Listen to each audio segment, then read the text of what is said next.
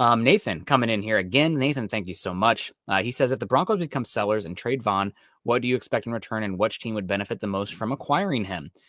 Scott and I think, differ a little bit on this, and I think Scott's perspective is probably better than mine, even though I'm not changing my opinion, where he's talking about the locker room human element of getting rid of a guy like Vaughn and what the ramifications of that are. I say if you can get a third-round pick for Vaughn, I do it. I think this team, if you lose these next two games, you already know the head coach is changing here. If I'm Peyton, I am looking to acquire all the draft capital I can, and also looking to shed some salary, which this would do both, and really start thinking towards 2020. Guys, you're going to hate me for this. 2023, which is probably the next cycle where you have to build back up for this team. So if I can get a 3 for Vaughn, I would do it. What teams would be looking for a type like Von Miller? You got to think about the contenders right now, specifically in the NFC. I think the Packers would be a That was the team. first name that came to mind for some reason for me. It was Green Bay.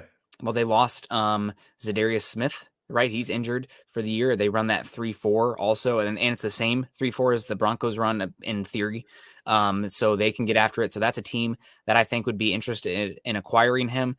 I know that this team has Randy Gregory's been playing amazing. They still have Lawrence out there, not Dexter Lawrence, whoever Lawrence is for the Cowboys, but Vaughn has always been a big Cowboy guy. So sending him to Dallas, I think, would be not only a hat tip to, I mean, not only, but it would be a big hat tip to Von Miller as well, saying we're sending you a place that you want to go. That's actually a good team right now. Would be really interesting because then you have Dallas like right around the corner after the trade deadline. So you'd be trading him like almost right before he plays you. But that's one that sticks out to me. And then maybe also the Buccaneers, right? That's another team that is pairing back up with Shaq Barrett. I think Jason Pierre-Paul is injured right now also, and getting a chance to go out there and compete with them would be pretty good. So any NFC contender, I think, would be interesting. Maybe even the Rams. I mean, getting a chance to go play with, they don't have any first-round picks, but they don't give a crap about picks, right? That's what the Rams have shown.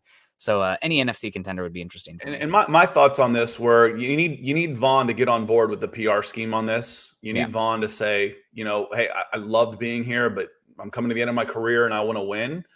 And you need the PR to come out and say, we want to do right by Vaughn. We know we're a better team with Vaughn, but but Vaughn wants to finish his career with a playoff run. Otherwise, if it gets out that you're shopping Vaughn, and he's not involved with it, then Peyton's got a problem. Then George Payton's got a problem.